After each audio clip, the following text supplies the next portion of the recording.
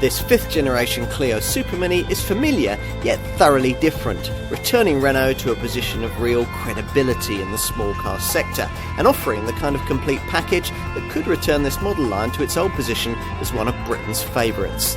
Tougher segment competition has forced the French brand to up its game, particularly in terms of cabin technology, fit and finish, but we're impressed by the way the company has responded, ticking these boxes while also adding in greater practicality, extra safety, more sophisticated media technology and a sharper look. There's plenty to like here. Renault set out here to try to deliver a driving experience to Clio buyers which is a little different to that they served up before. Now, previous models had something of a comfort focus, but with this 5th generation design, the brand has sought to combine that with a little of the alert feel that you get in this segment from cars like Ford's Fiesta. It would be asking a little much for the company to absolutely nail this demanding brief at its first proper attempt, but it has got reasonably close. A little of what we might call Clio-ness has been sacrificed in the process. This car no longer cruises over bumps with quite the ease of its predecessor. Most undulations, though, are dispatched without fuss, and there is certainly a purpose to the way that the car turns into bends and a level of body control that certainly wasn't there before. Plus, of course, in town, as you'd expect, it's nippy, manoeuvrable and easy to park. Engine-wise, most buyers are going to want Renault's latest 1-litre 3-cylinder unit, available either in normally aspirated form in the base SCE 75 variant or in turbocharged guise with the TCE 100 power plant that most customers will prefer. That engine is also offered with the option of CVT automatic transmission. With forced induction, this 999cc power plant feels agreeably eager, and it's decently economical too. It delivers 54.3 mpg on the WLTP combined cycle and 99 grams per kilometre of NEDC rated CO2. If you want to do better, there's a blue DCI 85 1.5 litre diesel model, or you can ask your dealer about an E-Tech self-charging full hybrid variant which mates a 1.6 litre petrol engine to a clever multi-mode auto gearbox and a pair of electric motors powered by a 1.2 kilowatt-hour lithium-ion battery. Your other engine option is the 4-cylinder 1.3 litre TCE 130 unit that we're trying here, which has to be had with an EDC 7-speed automatic gearbox. Whatever power plant you select, refinement is excellent by segment standards, very nearly class leading, and that's enough to make this Renault a very pleasurable companion on the kind of longer journeys that you might normally expect to find a touch wearing in such a small car. Like its direct predecessor, this 5th generation Clio aims to act as a standard bearer for Renault's recent renaissance in its approach to vehicle design, with inspiration that, like that previous car, draws heavily on Dutch stylist Laurent van der Akker's futuristic Desir concept car of 2010.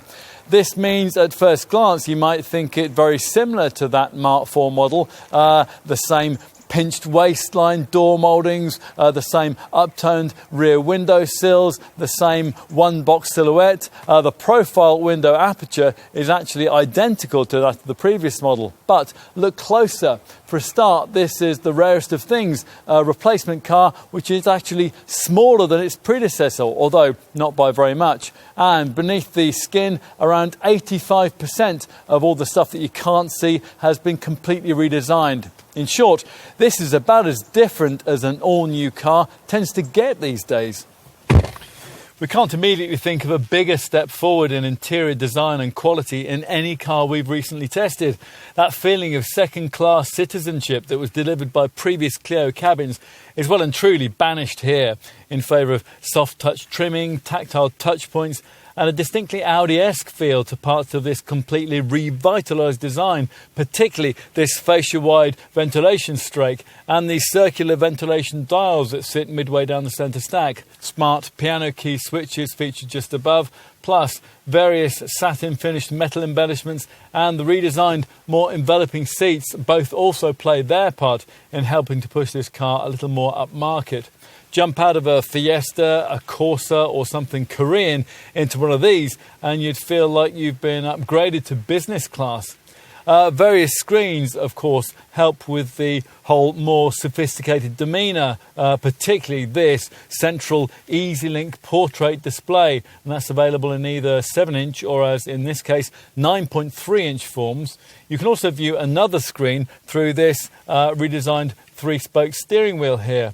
Plusher variants get this 7-inch TFT configurable instrument display, which at the top of the range can be upgraded to an even wider 10-inch monitor if you'd like. So let's take a seat in the back. These thinner front seat backs have apparently freed up an extra 26mm of extra knee room in this 5th generation model. But even so, one tallish adult can still only just about sit behind another, and you wouldn't really be wanting to do that for very long. Room for knees and legs is at something of a premium. But does that matter, given that for the majority of buyers, these rear seats will be used only occasionally for adults and more regularly for children? Only you can decide. We'll finish with a look at cargo space, and that's where this Clio atones for its somewhat restricted rear seat surroundings by somehow managing to serve up the largest boot in the Super Mini segment. Helpfully, Renault has provided us with a measurement stat for the height of the tailgate, 1,979 mils, and once it's raised, thanks to this car's slightly extended rear overhangs, there's 391 litres of storage capacity here in a petrol variant. That's actually more than you'll get in a Focus or a Golf from the next class up.